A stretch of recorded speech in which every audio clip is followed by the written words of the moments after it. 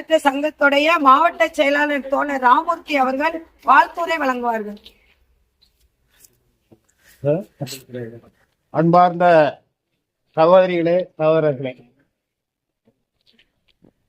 1983 இந்த திட்டம் நடந்து கொண்டிருக்கிறது. 85 தான் சங்கம். இடையில ஆளுங்கட்சி சார்பாக எல்லாம் சங்கம்லாம் அரைச்சாங்க. ஆனால் அது ஏமாற்றுவதற்காக வழிவகுத்தது. சத்துணூழியர் சங்கம் அரசியல் சங்கத்தால் அறிவிக்கப்பட்டு அடுத்தடுத்து ஊழியர்களை ஊக்கப்படுத்தி போராட்டங்கள் நடத்துவதன் மூலமாக கிடைக்கும். அதே போல ஒவ்வொரு ஊதிய குழுவிலும் முன்னேற்றம் கண்டிருக்கிறது. ஆனா அரசு அதிகாரி அமைச்சர்களுக்கு கூறருக்கோ இல்லையோ, அதிகாரிகள் மொத்தம் கூறுறது. அவங்க எல்லாம் அமெரிக்காவில இருந்து ட்ரைனிங் போயிட்டு வராங்க. மனித குல விரோதிகள்னா ஐஏஎஸ்கள் தான். அவரு தமிழரசன் பேசும்போது சொன்னார் நினைக்கிறேன். பெண் அதிகாரிகள் தான் இருக்காங்க. பெண் அதிகாரிகளை எப்படி பழக்கப்படுத்தப்பட்டு இருக்கிறார்கள் பார்க்கணும். நீங்க டிவிகள்ல சீரியல் பார்ப்பீங்க. மாமியார், மருமகா, நாத்தனார், மதினியார் டிசைனா யோசிக்காங்க. அதெல்லாம் கற்பனையில கூட நம்ம பார்க்க முடியாது. நடக்காத சீரியலை நடத்திட்டு தான். அதே போலதான் அங்கேயும் சரியாது. 1500 ரூபா பென்ஷன் என்பது 2016 நாம் நடத்திய 10 நாள் வேலை நிறுத்த போராட்டம் கலெக்டர் ஆபீஸை கைப்பற்றிய போராட்டத்தில் நடந்தது. நமக்காக மார்க்சிஸ்ட் கட்சி சட்டமன்ற உறுப்பினர் சகோதரி பாலபாரதி அவர்கள் ஒவ்வொரு நாளும் சட்டமன்றத்தில் எந்த கோரிக்கையை வலியுறுத்தினார். பேசவே அனுமதிக்கல. இன்னைக்கு கூட எடப்பாடி பேச முடியலன்னு வெளியே போனார்னு சொல்றாங்க. இவங்க எல்லாம் யாரு? நமது உரிமைகளை காவு கொடுத்தவங்க. ஆனா பாலபாரதி தினமும் நமக்காக குரல் கொடுத்தாங்க. 9வது நாள் தான் அனுமதி கொடுத்தாங்க. எதுக்குன்னா அப்போ ஒரு அரசாங்கம் ஒரு அறிவிக்கை செஞ்சது. அது நல்ல அறிவிப்புன்னு சொல்லி நன்றி சொல்றேன்னு சொன்னாங்க. பயன்படுத்திக்கிட்டாங்க.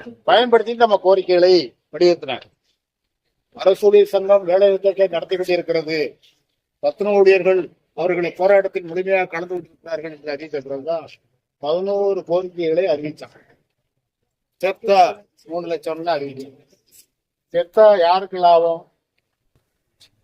ஆனா வாழ்வதற்கு சொல்லுங்கன்னு சொன்ன பிறகுதான் அந்த ஒட்டுமொத்த தொகையை உழைப்பாளர்களுக்கு ஓய்வு வரும்போது 1 லட்சமாகவும் நமது ஆய்வாக்களுக்கு 9,000. ஆனால் நாம் கேட்பது வருஷம் என்ன? கிட்டத்தட்ட 8-9வது வருஷம் நடந்துகிட்டு 5 லட்சமாக கொடு, 3 லட்சமாக கொடு என்று கோரிக்கை. பென்ஷன் 1500 அன்னைக்கு அறிவிச்சா. பே கமிஷன் வந்தா எல்லோருக்கும் ஊதிய விகிதம் எப்படி கொடுத்தாங்க? 2.57 பெருக்கு அப்படின்னா. ஆனா அந்த பென்ஷன் 1500 பெருக்கினால் 3855 ரூபாய் கொடுத்துருக்கலாம். ஐஏஎஸ் அதிகாரிகள் மனிதர்களோ விரோதிகள், மந்திரிகள் முட்டாள்கள். எடப்பாடி என்ன அறிவிச்சாருன்னா 500 ரூபாய் பிச்சை காசு. 1500 ஒரு 500. இன்னைக்கு நிலைமை என்ன? 50% அகவலைப்படி உயர்ந்தாச்சு. அப்படின்னா என்ன அர்த்தம்னா அறிவிக்கப்பட்ட 2000க்கு 1000 கொடுக்கணுங்கிறது அது வேற விஷயம். நம்ம கேட்பது தமிழக அரசு வழங்கி இருக்கக்கூடிய 7,850 என்று சொன்னால் கூட 50% சொன்னா 3,925 கூட்டம், 11,775 ரூபாய். பாண்டிச்சேரியில கொடுப்பது, நமது ஓய்வு பெற்றவர்கள் கொடுப்பது எவ்வளவு தெரியுமா? 13,500 ரூபாய். இங்க கொடுப்பது 2,000 ரூபாய். இதுதான் தமிழ்நாட்டில் உள்ள ஐஏஎஸ் அதிகாரிகளின் திமிர்த்தனம். குரங்குகள், திருடர்கள்.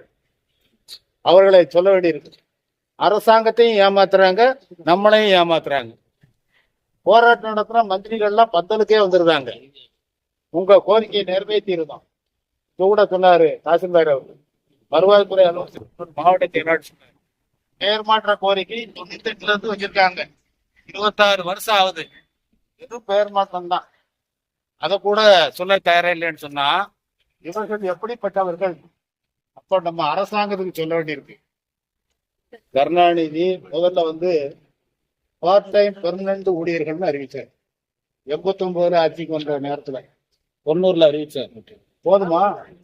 நம்ம தொழிற்சங்க தலைவர்கள் சொல்லுவாங்க, சீனி என்று பேப்பர்ல எழுதி நக்கினா இனிக்குமா? அது மாதிரிதான் நிரந்தர ஊழியர்னு சொல்லிட்டு பகுதி நேரம் நிரந்தர ஊழியர்கள் சொன்னது. அந்த சூழ்நிலையில தான்